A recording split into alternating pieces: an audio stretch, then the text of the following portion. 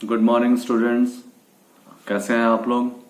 स्वागत है आप सब लोगों का हमारे यूट्यूब चैनल पर जिसका नाम है सौरभ क्लासेस फॉर हिस्ट्री। आज मैं एमए सेमेस्टर थर्ड के पेपर CC9 पॉलिटिकल थॉट से एक विषय आप लोगों के समक्ष लेकर आया हूं जिसका नाम है concept of ideal state of Mahatma Gandhi, यानी महात्मा गांधी के आदर्श राज्य की क्या अवधारणा थी। ठीक है, तो इसको समझने से पहले हम थोड़ा सा चर्चा करना चाहेंगे। इसके पहले मैंने एक वीडियो बनाया था महात्मा गांधी के सत्याग्रह से। ठीक है, तो महात्मा गांधी के सत्याग्रह और महात्मा गांधी के आदर्श राज्य की अवधारणा, ये दो टॉपिक ही हमें पॉलिटिकल थॉट के अंतर्गत पढ़ना है। ये आपके पॉलिटिकल थॉट पेपर के यूनिट 5 का पहला सेक्शन है। ठीक है, तो चलिए समय गवाए बिना हम अपने ये टॉपिक को स्टार्ट करते हैं कि महात्मा गांधी के राजनीतिक विचारों में आदर्श राज्य की अवधारणा काफी महत्वपूर्ण मानी गई है। दरअसल गांधी जी उन आदर्शवादी विचारों को पुनर्जीवित करना चाहते थे जो प्राचीन काल में स्थापित थी, लेकिन इसके लिए उन्होंने राम राज्य शब्दों का भी प्रयोग किया है।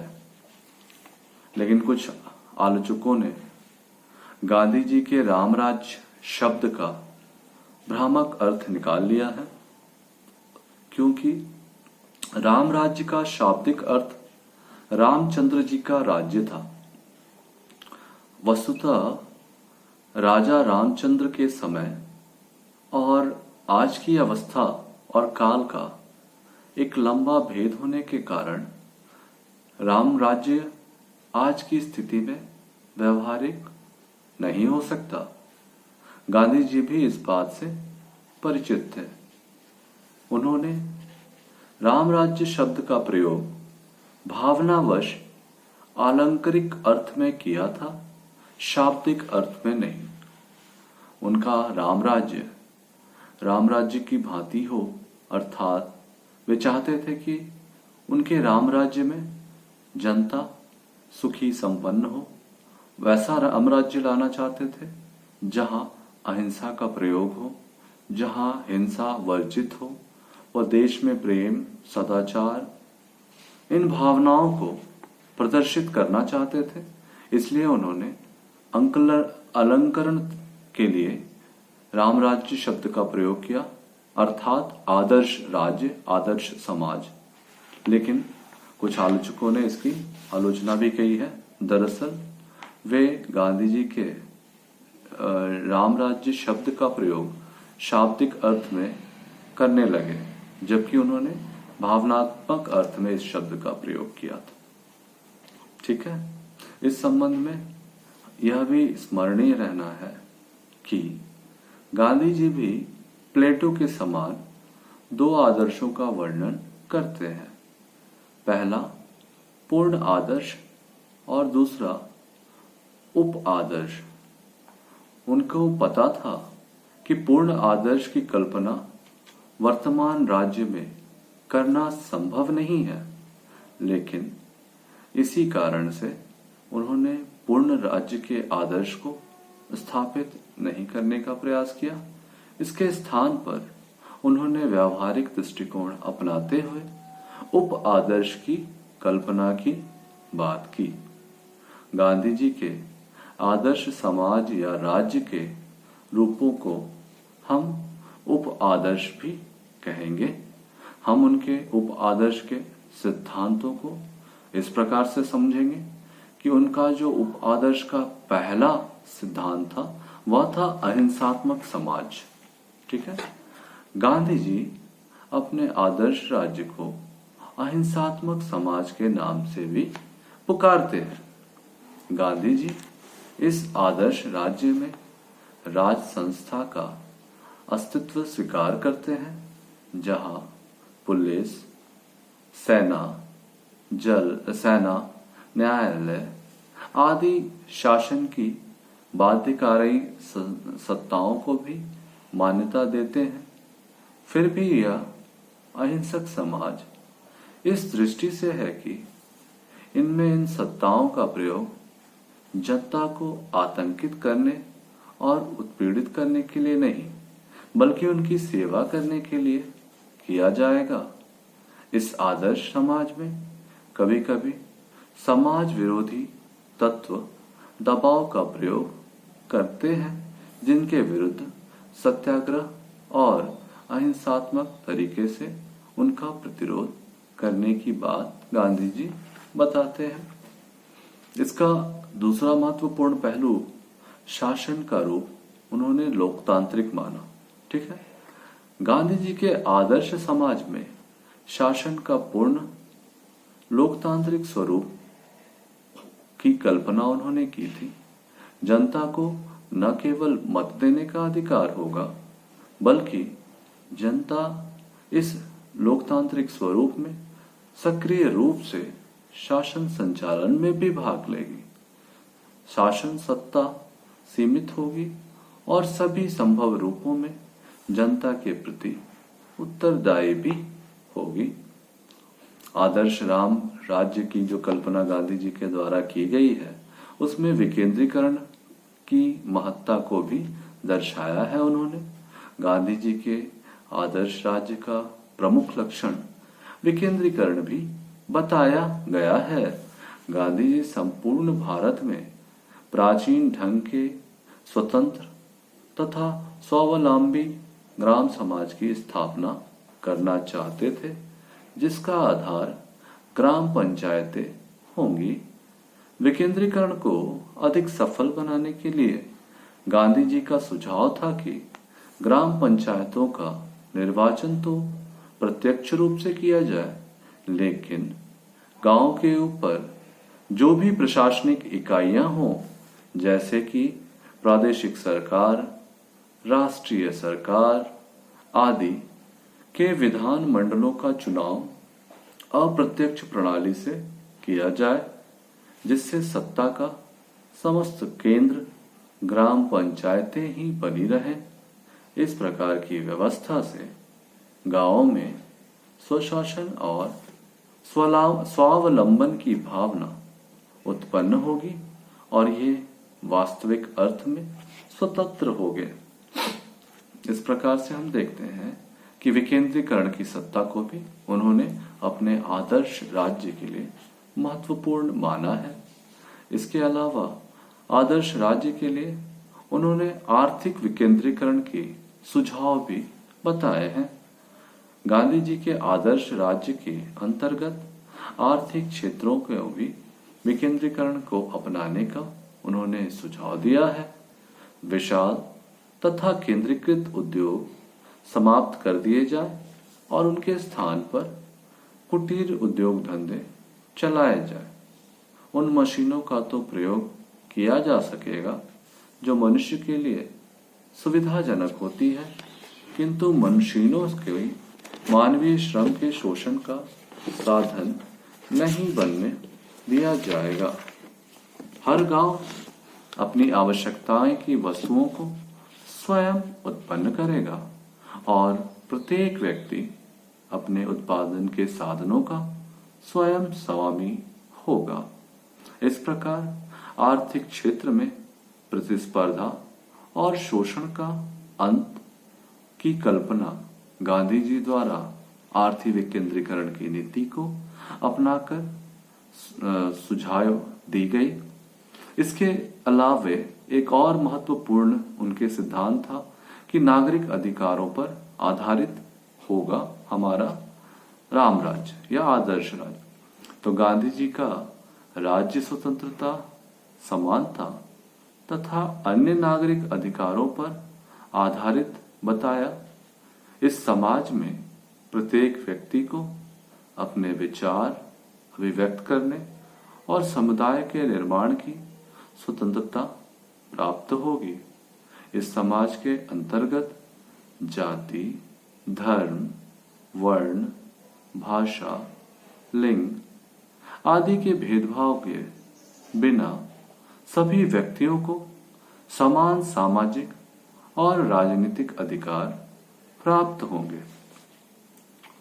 इसके पश्चात गांधी जी के आदर्श राज के लिए निजी संपत्ति का अस्तित्व उन्होंने स्वीकारा है।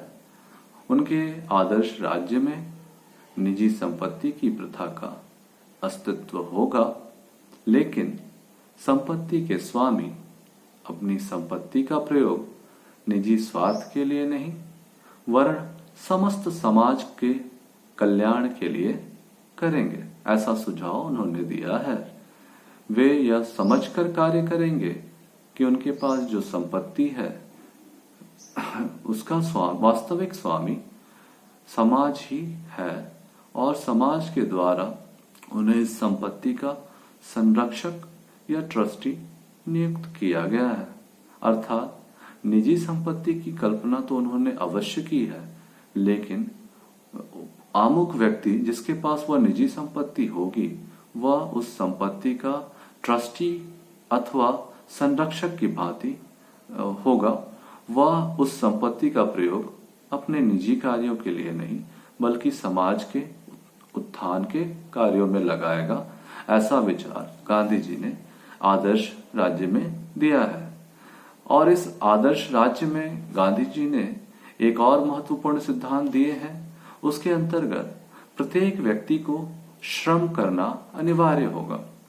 इसके तहत हम पाते हैं कि प्रत्येक व्यक्ति को अपने भरण पोषण के लिए श्रम अनिवार्य होगा। कोई भी मनुष्य अपने निर्वाह के लिए दूसरों की कमाई और अपने के लिए प्रयत्न नहीं करेगा तथा बौद्धिक श्रम करने वाले भी व्यक्ति को कुछ न कुछ अंश तक शारीरिक श्रम करना अनिवार्य होगा।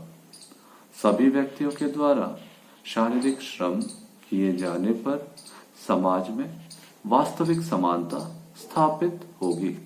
इस प्रकार से गांधी जी बताते हैं कि आदर्श राज्य में राज्य के समस्त व्यक्ति चाहे वो बौद्धिक रूप से ही क्यों ना काम करते हो, उन्हें भी शारीरिक श्रम कर समानता के सिद्धांत स्थापित करने चाहिए। इसके साथ साथ गांधी जी ने अपने आदर्श राज्य में वर्ण व्यवस्था के महत्व को भी दर्शाया है। गांधी जी के आदर्श समाज के अनुसार समाज की व्यवस्था वर्ण व्यवस्था पर आधारित होगी। प्राचीन काल की भांति 4 वर्ग ब्राह्मण, क्षत्रिय, वैश्य, शूद्र सभी वर्ग रहेंगे। प्रत्येक वर्ग वंश परंपरा के आधार पर अपने कार्य करेंगे, किंतु इन वर्गों को सामाजिक, राजनीतिक और आर्थिक क्षेत्र में समान अधिकार प्राप्त होंगे। किसी भी प्रकार से ऊंच नीच की भावना नहीं होगी। गांधी जी के आदर्श समाज में स्त्रियों को भी सभी क्षेत्रों में सम्मान अधिकार देने की तथा बात की गई है, लेकिन इसकी एक कमी भी है जिसमें स्त्रियों के कार्य क्षेत्र को मूलतः घर में ही बताया गया है। इसके अलावा गांधी जी के आदर्श समाज में अस्पृश्यता के अंत की भी बात की गई है। अस्पृश्यता का अर्थ अनटचेबिलिटी होता है, यानी कि छुआछूत। ठीक है, तो गांधी जी अस्पृश्यता को राज्य के विकास में अवरोधक मानते थे, इसलिए उन्होंने अस्पृश्यता को भारतीय समाज के कलंक मानते हुए उनको आदर्श समाज में अस्पृश्यता के लिए पूरी तरह से उसके नाश करने की बात बताई है। साथ ही उनका आदर्श राज धर्मनिरपेक्ष समाज पर आधारित होगा। इस समाज में किसी भी विशेष धर्म या राज्य का आश्रय नहीं होगा। राज्य की दृष्टि से सभी धर्म समान होंगे और सभी धर्मों को अनुयायियों को समान सुविधाएं दी जाएंगी। तो इस प्रकार से हम देखते हैं कि गांधी जी के आदर्श राज्य में धर्मनिरपेक्ष समाज की कल्पना की गई है, लेकिन कुछ आलोचक जो हैं उन्होंने इसे एक धर्म विषय से जोड़ने का भी प्रयास किया था, लेकिन यह जो आदर्श राम राज्य है उसका स्वरूप धर्मनिरपेक्ष गांधी जी ने बताया है। इसके अलावा गोवध के निषेध की भी बात गांधी जी के द्वारा कही गई है।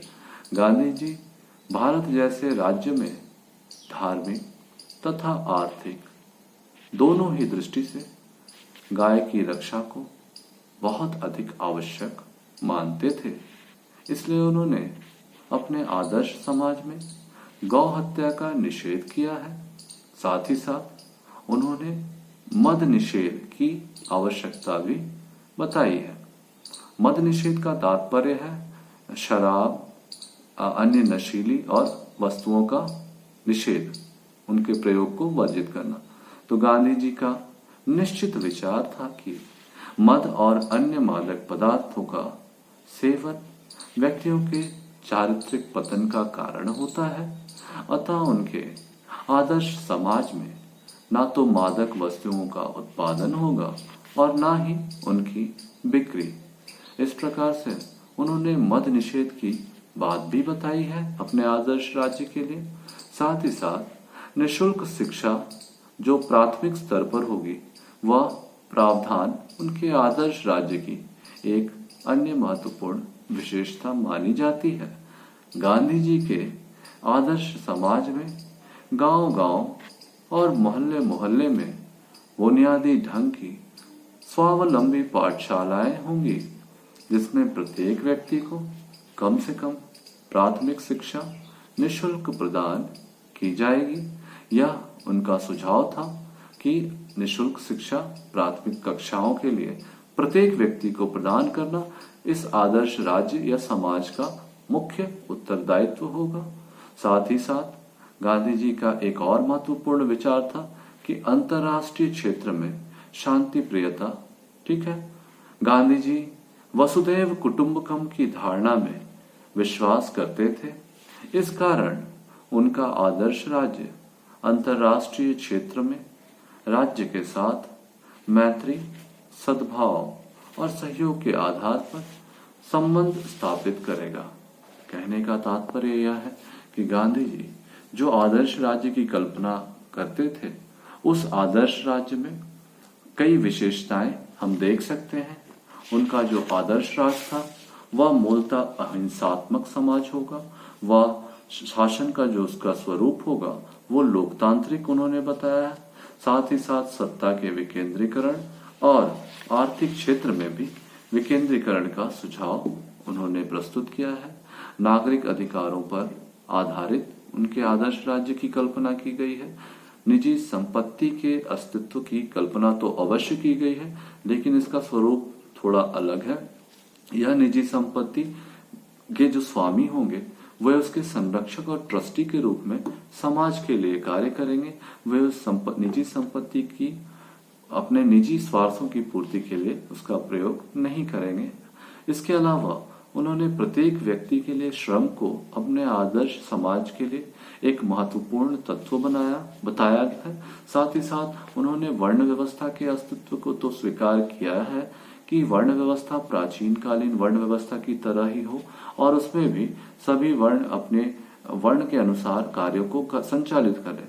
लेकिन इसमें उन्होंने अब एक हस्तक्षेप लगाया है कि सभी वर्णों को अपने सामाजिक, राजनीतिक और आर्थिक क्षेत्रों में समान अधिकार प्रदान करने की उन्होंने वकालत की है, ताकि ऊंच नीच की भावना को समाप्त किया जा सके। इसके अलावा अस्पृश्यता, जिसे हम छुआछूत भी कहते हैं, उसके अंत करने की बात महात्मा गांधी ने अपने आदर्श राज्य में मानी है। साथ ही उनका जो समाज होगा उसका स्वरूप धर्मनिरपेक्ष होगा, अर्थात कोई धर्म का व्यक्ति उस राज्य विशेष में उसके किसी विशेष धर्म के साथ पक्षपात नहीं कर सकेगा। अर्थात राज्य के द्वारा सभी धर्मों के साथ समान आदर और समान व्यवहार किया जाएगा। इस आदर्श राज्य में गांधी जी ने गौवध निषेध करने का सुझाव दिया है कि गौ हत्याएं ना की जाए। साथ ही साथ मद निषेध, निःशुल्क प्राथमिक शिक्षा और अंतर्राष्ट्रीय क्षेत्र में शांति प्रियता उन्होंने सुझाया है। इस प्रकार से हम देखते हैं कि गांधी जी के जो आदर्श राज्य की कल्पना है वह काफी ज्यादा महत्वपूर्ण ही हो जाती है, क्योंकि इसमें केवल धर्मों को नहीं बल्कि सामाजिक, आर्थिक, राजनीतिक प्रत्येक क्षेत्र में अलग अलग विचार उन्होंने प्रस्तुत किए हैं। जहां उन्होंने सत्ता का विकेंद्रीकरण किया, वहीं आर्थिक समानता की वकालत की। इसी प्रकार नागरिकों के अधिकारों की भी चर्चा की। धर्मनिरपेक्ष राज्य के स्वरूप को उन्होंने बताया है। निजी संपत्ति के अस्तित्व को होते हुए भी वह ना के बराबर उसका अस्तित्व कर दिया। साथ ही साथ वर्ण व्यवस्था में भी सुधार के लिए उन्होंने महत्वपूर्ण सुझाव दिए। अस्पृश्यता, धर्मनिरपेक्षता, गौवध, मद निषेध, निशुल्क प्राथमिक शिक्षा और अंतर्राष्ट्रीय क्षेत्र में शांति प्रियता आदि कुछ इसकी महत्वपूर्ण विशेषताओं में शामिल है, लेकिन कुछ इसमें कमियां भी देखी जा सकती हैं। जैसे उन्होंने स्त्रियों को समान अधिकार देने की बात तो की, लेकिन उनके कार्य क्षेत्र को घरों तक सीमित करने की भी बात की, जो थोड़ी कुंठित मानसिकता का भी परिचायक है। लेकिन हम अगर इस आदर्श राज्य के समूल रूप को देखें तो हमें यह प्रतीत होता है कि गांधी जी के विचार राम राज्य स्थापित करने की मंशा से थे, और वो जो उनके विचार थे, जो उनकी कल्पना थी, उसमें सभी व्यक्तियों के समुचित विकास पर विशेष रूप से ध्यान दिया गया था। उनके आदर्शों का जो राज्य था वह राम राज्य की भांति था, अर्थात राम राज्य के स्वरूप के विषय में उन्होंने ये की थी, कल्पना की थी। लेकिन कुछ प्रखर आलोचकों ने उनकी आलोचना इस शब्द पर की है। वे उनका शाब्दिक अर्थ तलाशते हैं, जबकि यह जो शब्द है राम राज्य, वह अलंकारिक और भावनात्मक रूप में इसका इस्तेमाल किया गया था, ताकि वह उस प्रकार के युग की कल्पना गांधी जी ने अपने इस आदर्श राज्य में की है। ये काफी महत्वपूर्ण विषय है।